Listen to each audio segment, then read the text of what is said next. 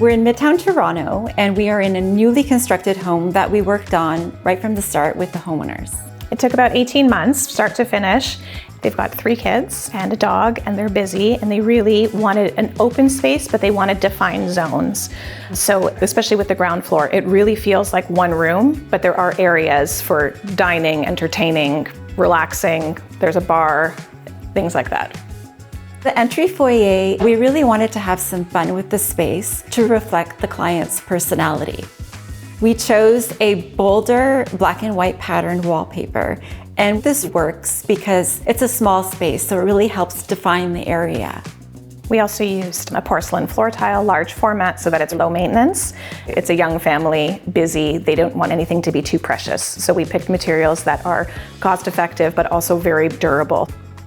Off of the entry foyer, we've planned out a secondary space which acts as a hallway. It houses the powder room that we've tucked away.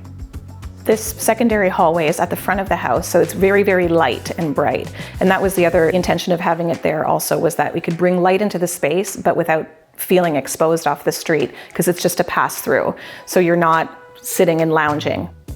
We think powder rooms are a really good opportunity to do something bolder. You're not in there for very long, so you're not going to get tired of it. So we picked a beautiful vinyl wall covering that looks like a patterned grass cloth. It really plays with the light.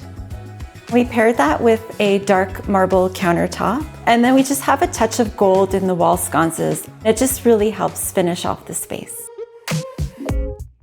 Off the entry foyer, we have beautiful painted wood arches, and these really help draw you into the space and lead you through to the back of the home where the main area is.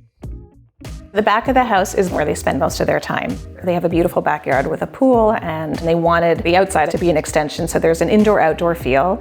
It's a lot more casual. It's a eat-in kitchen with a family room off the side of it. The kitchen, we designed it to be open and welcoming. We've chosen a black and white classic palette. So we have the dark marble countertops, and we extended it up the backsplash. It's actually a porcelain material, so it's just very durable, and we were able to get really large slabs that worked well for this application. We've also added this great built-in banquette area. We custom designed it so that it extends the seating capacity for the room. And we've also extended the porcelain marble through to the back area just to give it a uniformed look. Sometimes with dark painted finishes on cabinetry, they can be susceptible to chips, especially in a busy place like a kitchen. We wanted to add an element of texture, so for the lowers, we went with black, but instead of doing a painted finish, we ended up using a laminate product that has a wood grain to it to stop those chips from happening. So there's a subtle texture and just a tiny bit different to set it a little bit apart so it's not all flat. Off of the kitchen, we've also made sure to include a little pantry area. It's tucked away, but it provides plenty of storage. And what's great is that you can actually access the dining room from that area. So it's just another great feature for entertaining.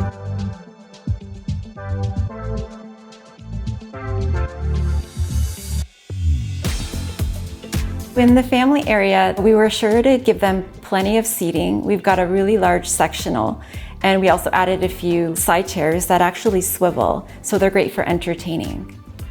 We really wanted something wow, so we chose a beautiful marble with a purple veining through it.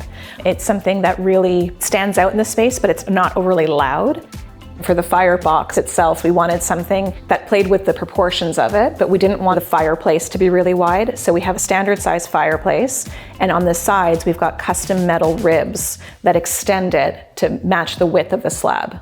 And then we flanked it with white built-ins on either side so they could display all of their family photos, some of their knickknacks and collectibles, and then we put clothes storage on the bottom for games, unsightly things like albums and things that they just didn't want out on display. Off to the side of the living room, we added a bar area, and it's tucked away but still perfect for entertaining. And it actually is closed off with these really beautiful glass sliding doors with a lock. So it's a feature, but it's also a private little area. It's really, really beautiful. We've got floating shelves, they can display their collection. There's a built-in wine fridge. There's an area for all their glassware that's tucked away so everything stays neat and tidy. Bars can be visually busy sometimes, so we chose something that's tone on tone, gives a layer of texture, gives it interest, but it's not fighting with what's being displayed. The clients were open to doing something unique in the family room. Since it's such a main space for the family to enjoy, we designed with them this really great geometric patterned ceiling detail. It helps frame the space, but it also becomes a really special focal point in the room. They entertain for holidays, and again, they're a family of 5, so we have an expanding table in the dining room. Also, the same chairs that we have in the dining room, we put into the eat-in kitchen area in a different material so that when they're all together, there's again some cohesion, but it sets them apart a little bit. We've also added a lovely pendant fixture that goes right over the table. It's just something to add another architectural detail to the room. There's a lot of geometry in this space. We have a lot of repetition with pattern. There's a chevron in the bar. We have the pattern detail on the ceiling, which is, again, geometric. They like really straight lines and things to be repeated because we like to have some cohesion throughout the whole house.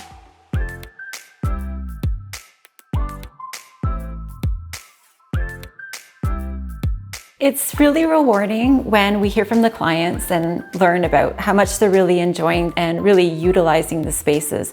And there's always finishing touches we can add along the way, which really help make it a special home.